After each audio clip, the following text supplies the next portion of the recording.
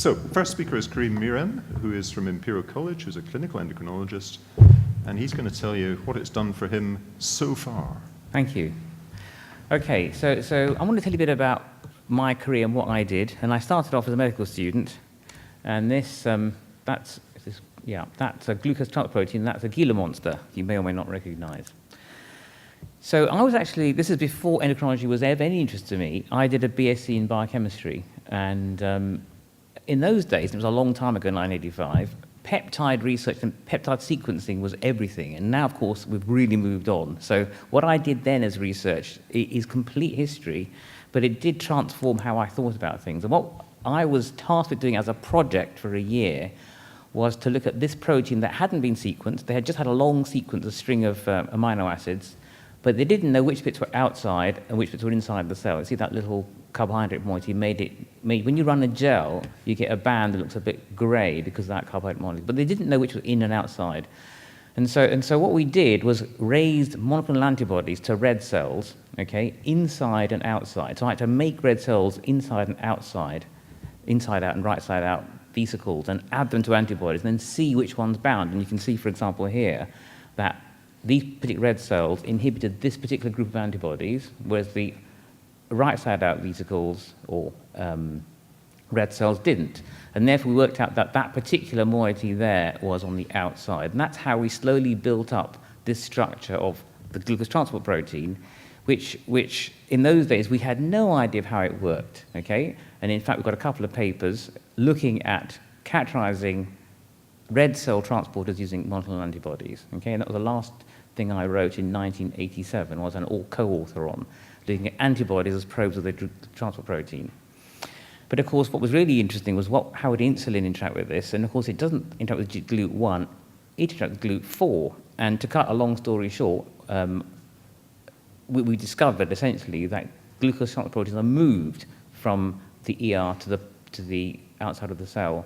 And that's how insulin turns on glucose transport in various proteins. And we did lots of analyses to work out where they were, because people thought that insulin would turn on GLUT4, but in fact all it did was move it, and that was part of that discovery. Anyway, then I stopped doing research, and various people advised me that I ought to get on with my clinical training, so I did SHO jobs as all of you who are clinical would do. And then I thought about doing research, and I thought about doing a PhD, but in fact I didn't. I stayed in clinical completely on endocrinology. I didn't do any endocrine jobs apart from one. And then when I came back to it, I discovered that what I'd done was complete history, and no one sequenced peptide anymore. It was all about DNA, which was a new thing for me. And so when I got back into being an endocrinologist, I thought I was very interested in doing some research in these areas, and I had a background in biochemistry, and so I got involved then in feeding control in Steve Bloom's lab, and one of the peptides they were looking at then was GLP-1.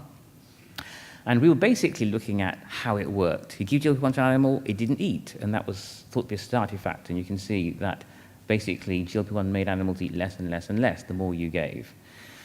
And then people asked, is GLP-1 toxic? Because if you give an animal something toxic, they'll eat less. So how do you know it's really a satiety factor? And in order to work this out, you had to block the effects of GLP-1, and then came along this Gila monster and lots of papers that we found by chance, really, that showed that the sequence of the venom of one of the peptides called exendin 4 was very similar to GLP-1. And so we synthesized exendin as an antagonist to GLP-1. And having seen that GLP-1 makes animals eat less and lose weight, we then showed that exendin, the antagonist, makes them eat more and therefore put on weight. And that became a very important study that proved that, in fact, endogenous GLP-1 was important in the control of feeding. Now, I'm not a boffin, but on the day that this paper came out, okay, the same day, it was in the news of the world, okay, and it said, new drugs can make you thin. Okay, this was in animals, okay, this was in rats, okay, but essentially, boffins we described the hamsters have discovered a new drug that will make people lose weight despite eating normally, and that was a translation of repeated ICV administration of GLP-1 alters body weight in the rat.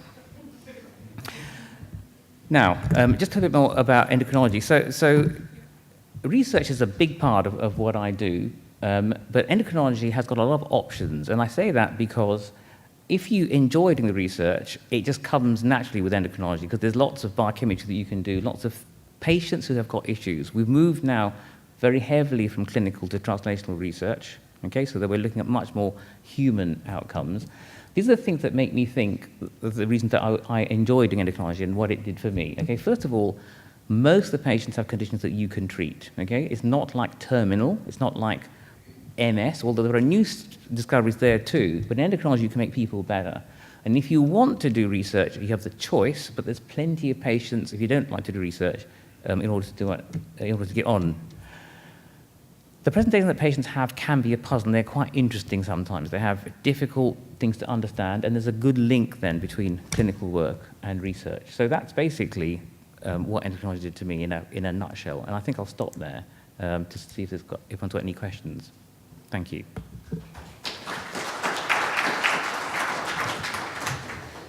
So we can take a couple of questions now. I also think we'll probably have some time at the end for all three of the panelists to take questions that might have occurred to you as you go through them. I should say that the program is wrong, actually, that each person has 15 minutes rather than 10 minutes, so we do have a reasonable amount of time. Are there any questions pressing at the moment?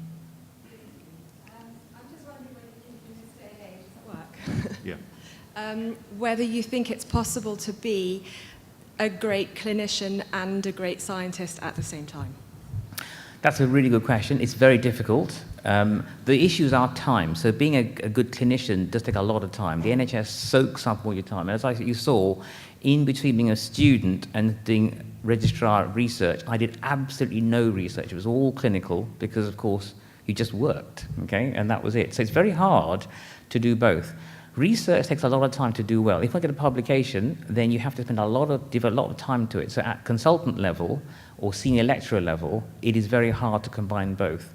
A successful strategy might be, if you want to definitely make a career in research, perhaps do 9 sessions a week of research and 1 or 2 clinical. That might be a reasonable balance. But if you do more than that, it's difficult to publish basic science. Clinical research, you can have a bit more interaction if you use your clinical time to recruit patients. But otherwise, I accept it's very hard to do both. You might turn the question around and ask if it's possible to be the best clinician without also being a researcher, without also having interests in the mechanisms and the fundamentals. And I think actually that's one of the things that characterizes our discipline, is that it's very difficult to operate really effectively in endocrinology with such its wide spectrum of disorders, some rare, some common, and to really understand those in depth unless you've engaged with the research community. I think that's why we have such a thriving society. I suspect we'll come back to that. But I think the very best clinicians I've ever met have always been research active. Okay, so I think we'll move on now, actually. And Christine May has kindly agreed to represent the trainee's perspective. So I can briefly introduce myself without my slides. I'm a final year trainee at West Midlands, and I've been asked to talk really to try and motivate those of you that still got to choose our specialty as to why I think it would be good for you to join us, and for those of you maybe in ST3, ST4, how to get the most out of your 5 years in training. So first of all, I've been asked to declare no conflict of interest. So when choosing a specialty, how did I pick diabetes and endocrinology? To be honest, I wrote lists, pros and cons, recognising which problems I wanted to assess and manage long term. Which patients did I want to come across? Did I want to manage alcoholic liver disease day in, day out? Or did I want to manage diabetes, pituitary Cushing's, see what you see in clinic? I really fell in love with the specialty when I was given the opportunity to attend clinics. That's where you really get down to what we do. We're very outpatient-based, as I'll come back to. You need to find a specialty that involves you, it emotionally and intellectually stimulates you, because you're going to be doing this for about 20 to 30 years. You can subspecialise within the specialty, but the general specialty, we're going to be doing it probably for a significant portion of our life. I would probably suggest that we're not the most practical specialty unless you go into research and learn biochemical skills in labs, but I'm solely a clinician, and it's not something I personally wanted to be doing, sticking drains in people. But for those of you that want to do practical specialty, you could probably learn to subspecialise, for example, run a one-stop thyroid clinic, learn to do thyroid ultrasound scans, thyroid biopsies, and manage thyroid nodules, and that could all be within your subspecialty interest. So you could subspecialise in a practical area within our specialty. So why endocrinology and diabetes? I'm hoping this projects to the back of the audience. I think it's a broad-ranging subject. It allows you to work with biochemical, clinical medicine and physiology all in one, and it makes us really good general medical physicians. The manifestations of our conditions are broad-ranging and can have very subtle features. This is the observation chart of one of my patients. She presented to the general medical take, so your medical registrar on call, with chest pain. She's Afro-Caribbean, she suffers with hypertension and diabetes, and this observation chart was the clue to the consultant that they had a PHEO.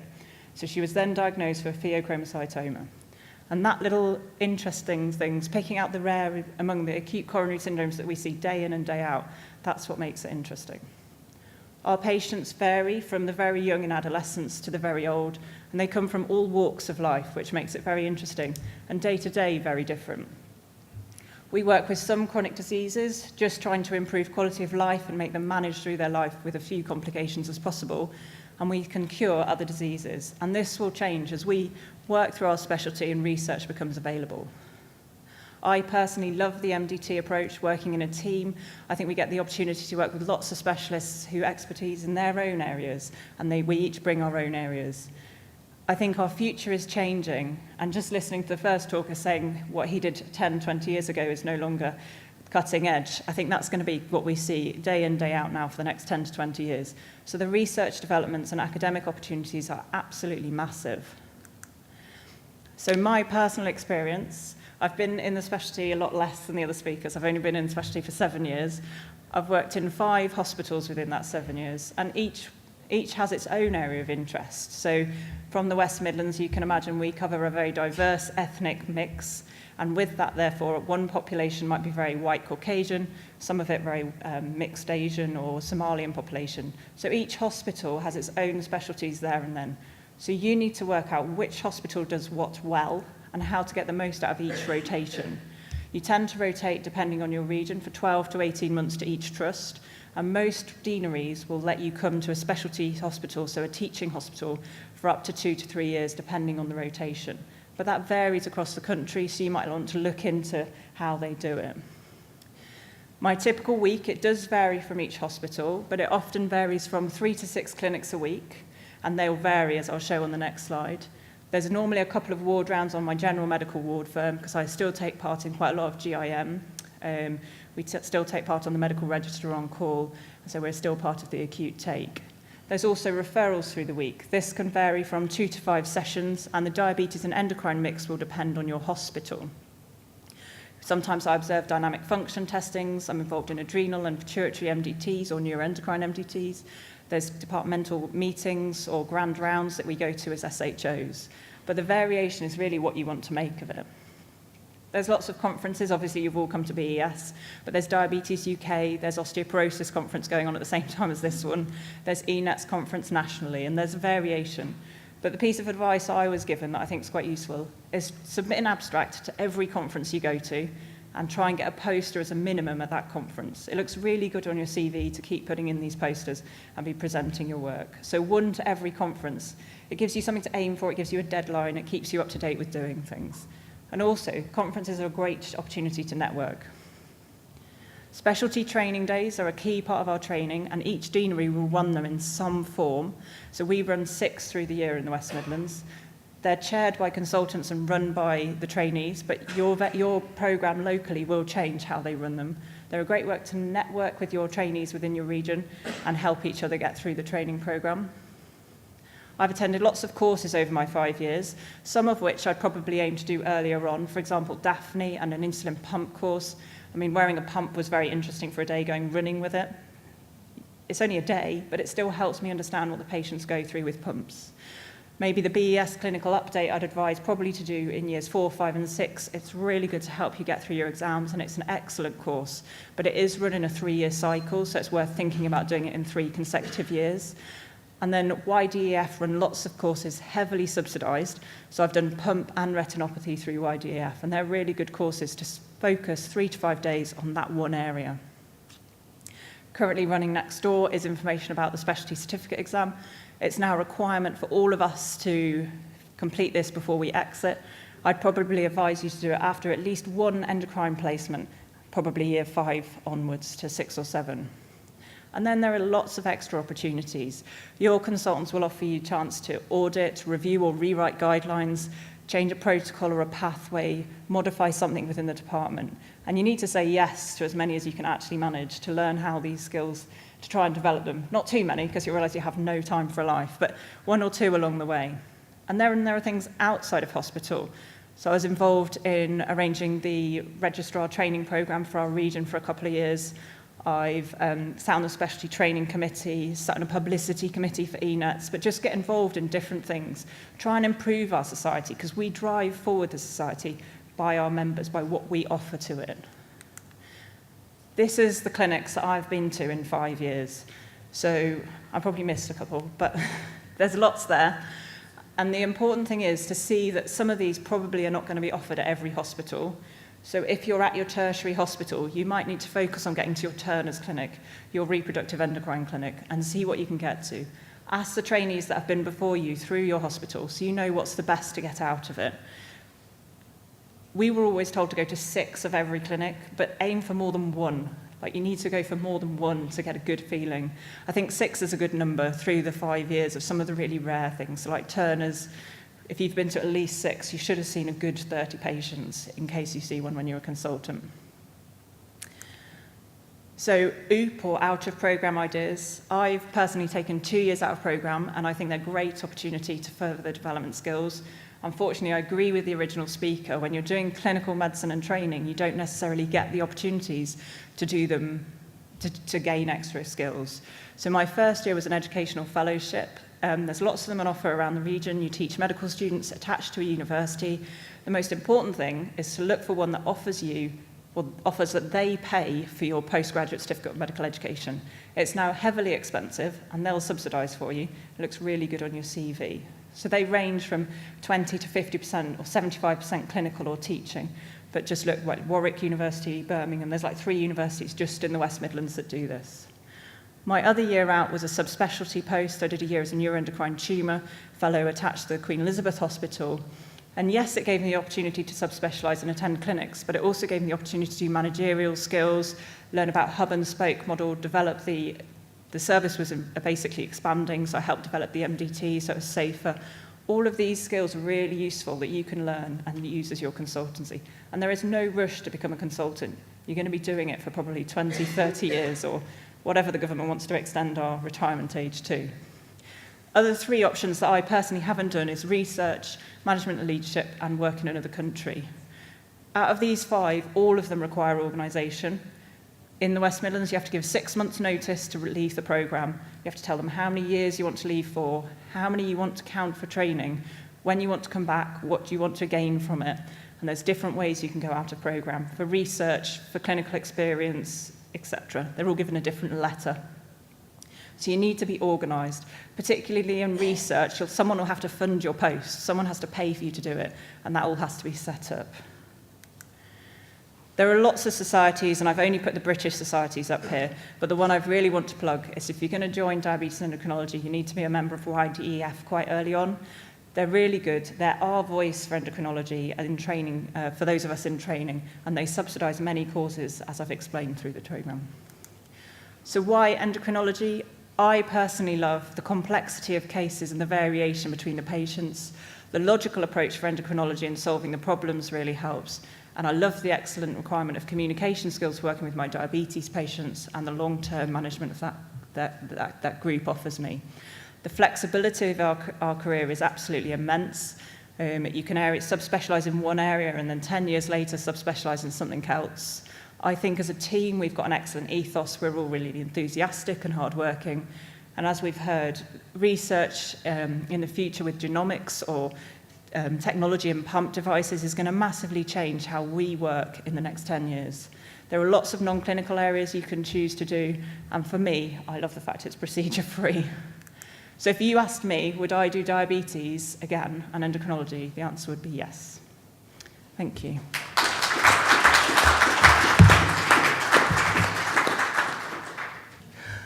Okay, so I'm going to do a talk that kind of I hope will appeal initially to some basic scientists, then the bulk of the talk will be people trying to encourage you to think about clinical academia as a career, and I'll end talking to people about research embedded within a clinical practice.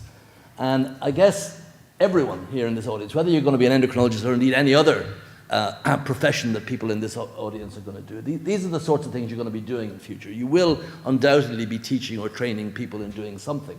You'll be managing, you'll be leading. You will, I think, increasingly be involved in a degree of public engagement, telling people about what you do. And if you're a clinician, you'll be involved in patient care. And I strongly believe this slide won't move on.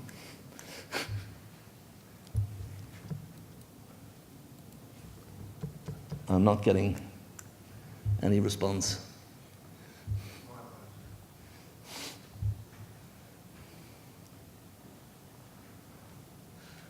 My blood pressure is rising.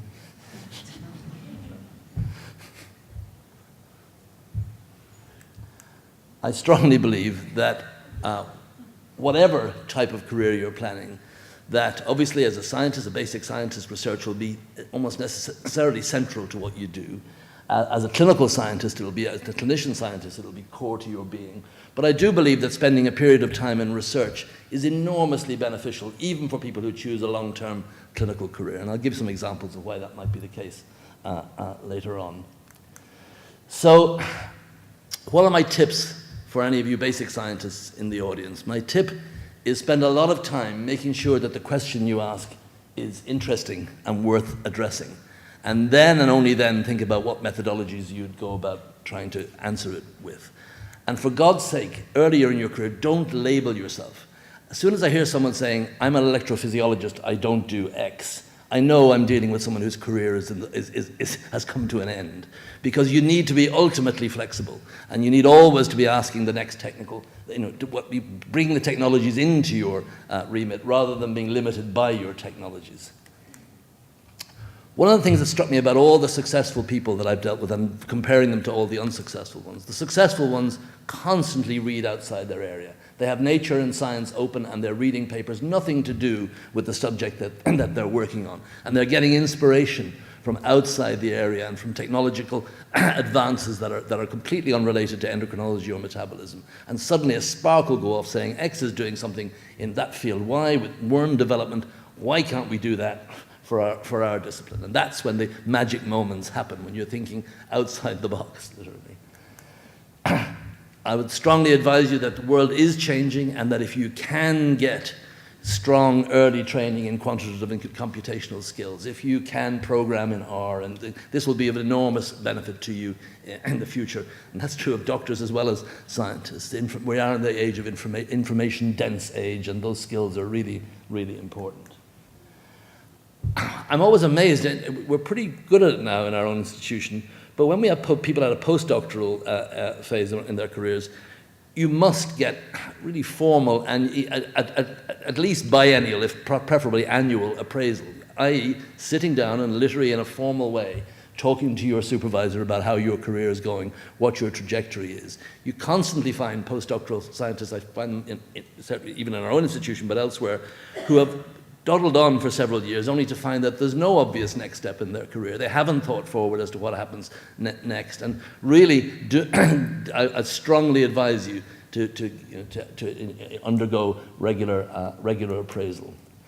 And also to think, some of the best scientific discussions I've had in the last 5 years are when I go to industry and consult with the basic and preclinical scientists there. An extremely rigorous bunch of people, actually much more interested in a way in the truth than some people in academia who are often interested in concocting a lovely story to publish in a high-impact journal. There are some superb scientists in working in industry trying to develop better treatments and drugs and devices for patients. And it's not a failure if your career, in fact, many of our own scientists in our institute are aspiring to become group leaders in industry to help develop the next level, next generation of drugs for patients and improve patient care in that way. So do not think that an academic career is the only end point of doing really good basic science.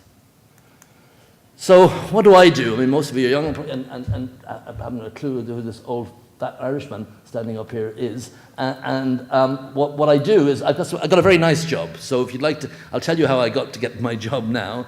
And my job involves research, and it involves clinical practice and all the management, leadership, education stuff that we do. But I'm in the University of Cambridge, and I do research in diabetes and obesity, and I run a research institute and an MRC unit. But I'm also, have been since 94, an honorary consultant, and I've done diabetes and in general medicine and endocrinology for many, many years. I do much less now, because as one of our questions was asking, can you do both? At this stage, it's easy to do research and clinical practice. Very hard to do research, big-scale management, and clinical practice. So I still do I do around a clinical week and focus in an area. And I've been very proud to be president of the society for the last couple of years. So how did I get there? I'll just take you through my career and then use that as an example, show you what some differences between the current career structures for clinical academia are, and then tell you some lessons I learned along the way that I hope might be useful to you. So I qualified in Dublin and went as a house officer in the Mater, and I came straight over to the UK and had 2 different SHO posts, that's CMT posts if you like, at Barts and the Hammersmith. And then I decided, I didn't really know much about research, but I decided I knew you had to do something to get a consultant job back in Ireland, which was my initial aim. And I thought, oh, I better do it, I'll get it out of the way. So I went to Oxford and I met a lovely man called Robert Turner who was very inspirational, and I spent 3 years having a fantastic time doing research in Oxford and loved it and thought, my God. I remember 6 months in sitting at a lab meeting looking out over the green swards of Green College where we are, and thinking, shit, these people are being paid to have this much fun.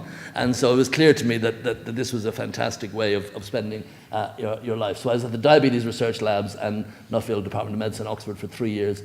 I then did 2 very intense, and these were the years where you could do 100 hours a week, so I got a hell of a lot of training in 2 years of diabetes, endocrinology, and general medicine, very intense clinical jobs in every weekend, no weekends off, basically. It was a constant. So condensed down into a very sharp period of training, you could do a lot of busy training. And then I decided I needed a bit more laboratory skills, so I headed off to Harvard and most for a postdoc for a couple of years. The Medical Research Council was providing traveling fellowships at that stage. They paid me for a year. The institute that I went to paid me for a year. The Americans are still very keen on getting ambitious, good, young Brits over, and they will have money. Unlike our own labs, they often have more flexible money, so it's still possible to do what used to be many of us in the audience, as Professor Chatterjee back there, we both were in America at the same time. Graham Williams, my next president, spent a few years in Boston. This BTA, the Bean to America, there's something to be said for it. It gives you a tremendously new, different perspective on how both medicine is practiced and how research is done. And I then came back to the UK. I went to Cambridge at this time in the Department of Medicine in Cambridge, and became a consultant in 1994. So that was kind of 13 years, and then 15 years before I got a permanent chair, and then went on later to take the chair of clinical biochemistry, which is a departmental chair to give me a bit more space. So, a longish time, but not much longer or not much shorter than it would take you these days. And I think you made a very good point. Why be in a rush to become a consultant? Because you're likely to be working till over 70 now, and what you want to do is get yourself in a really good position to have an enjoyable job and not go rushing into having a job that you don't really you take early, you think, phew, but then you're stuck there for a long, long time. So don't worry too much if it takes a bit of time to the destination that you think you want to get to. It's different now. The world has changed, and there are different, and it's more rigid. I benefited enormously from the flexibility of the previous training, and that I really just did 2 years of full-time clinical training, and the rest I just picked up on the fly. I learned most of what I learned about clinical endocrinology while I was a research fellow, and that's those times off, those out-of-program experiences. You have time to think. You have time not to be rushing off to your clinic to the wards. You can actually see, think about them in detail. So those out-of-program years are not just beneficial for the thing you do, but they can also improve you as a clinician enormously, because you have time to think about the stuff that you're doing. You're not constantly firefighting. So now those will be familiar, or the younger ones perhaps not so familiar with the fact that you will know that you have to do. I think it's a bit infantilizing having 2 years as a foundation. To tell you the truth, I don't know if you disagree with that, but I think, God, that would have driven me mad at the time. I knew exactly what I wanted to be, and 2 years seems a very, very long time. But nonetheless, won't be able to change that. So you have 2 years as a foundation. Now these days we kind of, again, I'm not so sure it's a great idea, identifying people on an academic and non-academic track at the very earliest stage in their lives, because if you don't get an ACF, it's harder to get research training fellowships and get into research. So you have to sort of decide. I had no idea I wanted to be an academic until I'd been in a lab and spent 6 months doing it. I mean, in fact, I thought I wasn't going to be. I thought I was going to be a full-time clinician. So it is tough here trying to decide whether you want to take an ACF type post or a regular post. It's very early in your career, but I don't think there's any harm in going for it. If you have any inkling that you might want to do research, then I would advise you think very seriously about trying to get an ACF. If you've done well in medical school, if you've got some prizes, if you're smart, there's no harm in doing an ACF and then not staying on in academia. But it does give you the option. And then a whole range of potential sources of training fellowships from the MRC and the Wellcome Trust and other bodies. Our discipline is disadvantaged in compared to some other disciplines. If you're a cancer doctor or a heart doctor, there's big charities that provide training fellowships much more readily in those disciplines. For us, we have to really fight hard at the Wellcome Trust and MRC pool, and they're difficult. So it's not easy to get those 3-year research fellowships, and the quality of your research program has to be pretty high. But nonetheless, to do it and take 3 years out and do a period of research is pretty much essential nowadays if you're going to go on and be a clinical academic. Then obviously the next period you can go back as a clinical lecturer, which gives you some time to continue your research program. And then sometime during your clinical lectureship, the next opportunity is to apply for a so-called clinician scientist. This is an out-of-date slide because now the Wellcome Trust have changed their schemes, and they now provide fellowships that are up to 8 years. So they will give you 8 years of funding in 2 different tranches. First during the time that you're completing your clinical training, and then another phase with a research assistant to really allow you to develop your independent lab and become fully independent. And the MRC can give you a 4, or if your institution really wants you and wants to commit to you, can give you a 5-year clinician scientist fellowship. So there are routes out there. It's easy to draw them out, but the most important things, I'll go back to my own career and tell you where I think the key decision points that you have to make are. When I was decided where to go for my SHO posts, I went to Bart's, a beautiful place, lived on Charterhouse Square in the Art Deco mansion where Hercule Poirot lives in the series with these beautiful buildings. And then I went to the Hammersmith, which was next to Wormwood Scrubs, the prison. And so you definitely had the 2 sides of London life, and it was definitely a case of location, location, location. But in both, there was a really strong academic environment. Learned lots of clinical medicine, but there was loads of academic activities, lots of stimulating things to think about, lots of meetings to go to, they really putting yourself in a good environment where there is lots of smart people doing research as part of their normal work. It really is inspiring.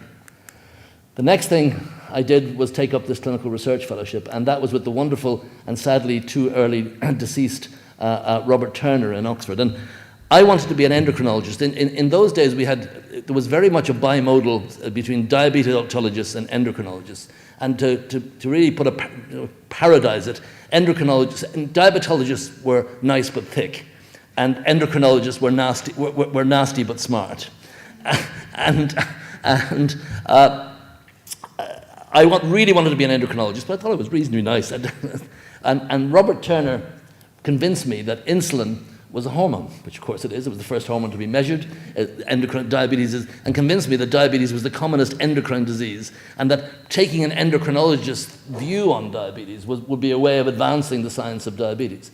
And for me, that was a transformative experience. And the training in thinking about diabetes, not as purely a managerial or a large-scale public health problem, but thinking about it as an endocrine problem, was inspirational and has really been the cornerstone of my career ever since. And so you really have to choose your mentor carefully. Make sure it's someone that you can like and respect. Talk to previous trainees, find out how they've been treated, find out what the person would be like to work with. Do your homework and do your due diligence. Because I'd heard such good things about Robert from previous trainees. That was the reason I went to Oxford, and that's the reason I abandoned pituitary endocrinology. I'd been working for Mike Besser and joined a diabetes research group because and it was totally worth that decision. Was the best thing I'd ever done. Went to Boston in 89, 91, and I made a mistake there. I went and tried to do something I wasn't any good at. I essentially had 10 thumbs, and I tried to clone the GLP-1 receptor on it was a great idea, and GLP-1, of course, became a fantastic therapeutic. But it was the era before PCR, and I just didn't have, you were mentioning you're not like procedures. I don't like procedures, and I'm not very good in the wet laboratory, and that was just too challenging technically. So I went back to I left and went to comfort zone human genetics. So I think you do have to know yourself, and by that stage in your career, you should sort of know what broad type of researcher you're going to be. Are you really going to delve down fundamentally, or are you going to be more human and translationally related? And then finally, I decided, rather than going back to Oxford, I went to Cambridge. And the main reason to go to Cambridge was you want to go to a great environment, and you want great scientists, but you want them to be not in your own field. You want them to be complementary, not competitive with you. So I joined a lab. I was the only clinically active person in the whole department of clinical biochemistry, with terrific people doing basic science. Ken Siddle, a world leader in insulin receptor action, and Nick Hales, a fantastic biochemist. And that was a great environment for being the only guy doing clinical, the only person doing clinical medicine, and trying to bring those clinical problems into that terrific environment. So that's kind of the history of my clinical academic career, and it's been great fun and very, very satisfying. But what I would say is that an NHS career does not mean that you've completely ruled out really making important contributions to research in your life. This is Trevor Baglin. He's a colleague of mine in Cambridge. Trevor is the head of NHS hematology. He's never had an academic position in Cambridge. Last year, 2 years ago, he sold his company to Janssen for £11 million. He developed this company around a single case that he'd seen in his clinic, where he had found a patient with a paraprotein to the exocyte 1 on thrombin that caused a complete blockade of aberrant coagulation, but patient never bled at all. So this was a new therapeutic target for the treatment of an anticoagulant with a low bleeding risk. And Trevor's done many of these. In fact, he started 2 companies as an NHS consultant. Miles Park is an NHS gastro and does gym, but runs the international consortia in Crohn's disease immunogenetics. And Pam Ewan is a fantastic immunologist developing peanut allergy therapy. John Bradley, an NHS consultant, directs 120 million in Cambridge, is our director of our biomedical research centre. So just some stimulating examples of people who chose an NHS career, but whose continued curiosity and ability to get involved in research allowed them to become internationally recognised research leaders through an NHS career. So it is possible, there is life if you chose not to go to an academic route, but stay within the NHS. So thanks for your attention. I just say the final thing I would say is that one of the great things about being an academic is the intellectual autonomy. One of the most biggest frustrations of my NHS colleagues is managers telling them what to do. And the lovely thing about being an academic is you can, if you can raise the money, wake up in the morning and decide what you want to do. But of course, you do have to raise the money. Thanks.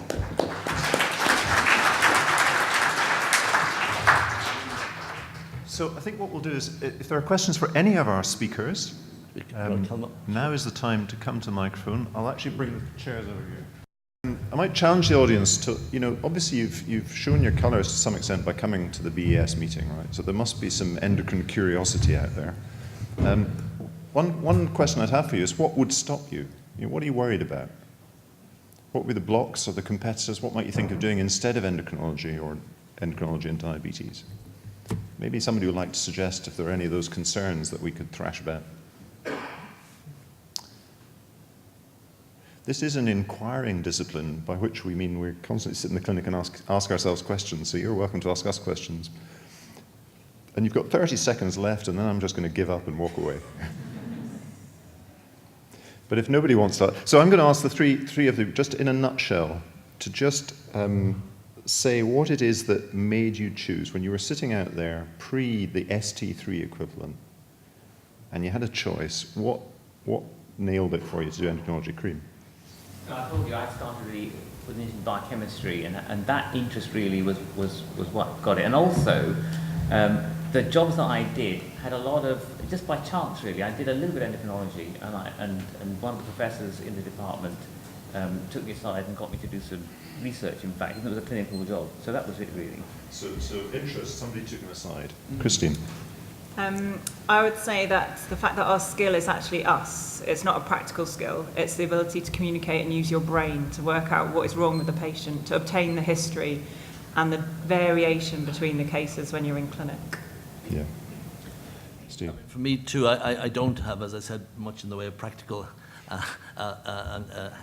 manual skills and no real interest in performing procedures. So it was kind of either going to be endocrinology or neurology, but endocrinology, at that stage at least, was much more therapeutically satisfying, and there were many more things you could do for patients, and that's still the case. So that it's a wonderfully stimulating discipline, but it's one where you can make a difference. Yeah. And you can make a difference even in things that seem quite tedious. I mean, I run a clinic for people with difficult diabetes, and they can be pretty heart-sinky, but sometimes, quite often, you can make transformative changes in people's lives and their health outcomes. So it's a satisfying both intellectually and emotionally, because you can do something for patients. And I'm glad so many of you are here, because it is a specialty that sometimes lives under the radar, because particularly endocrinology, outpatient discipline, students don't see so much of it. You know, it actually has a lower profile, but it's extremely important. And for the biomedical people out there, I guess it's the same applies really. It's about being able to put your finger in anybody's pie. You're not restricted as an endocrinologist. You can do what you like, and pursue the curiosity that Steve's got on this slide. For me, I was told that by my A-level biology teacher that my essential tremor should stop me from going to medical school.